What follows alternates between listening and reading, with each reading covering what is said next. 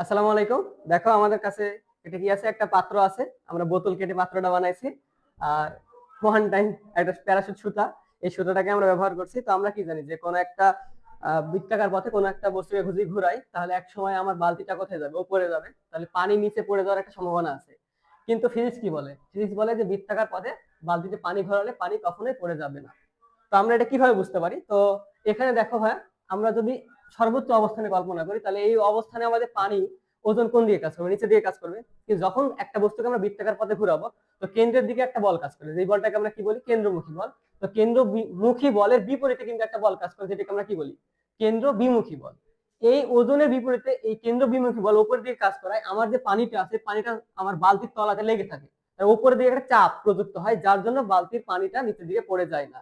তো আমরা চলো একটা সুন্দর প্র্যাকটিক্যালের মাধ্যমে আসলে দেখি যে আসলেই কি আমাদের বৃত্তাকার পথে পানি ঘোরালে পড়বে নাকি পড়বে না। তো আমরা ছোট্ট একটা ভিডিওর মাধ্যমে আজকে তোমাদের দেখাবো যে আসলেই বৃত্তাকার পথে কোনো একটা বস্তু ঘোরালে পানি নিচে পড়ে যায় না। তো চলো আমরা দেখি। 1 2 3।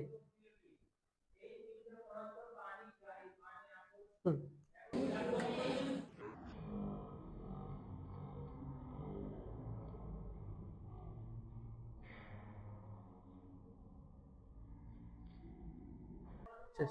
তো দেখো আমাদের এক ফোঁটাও কিন্তু পানি পড়ে নাই। ঠিক আছে, আসসালামু আলাইকুম।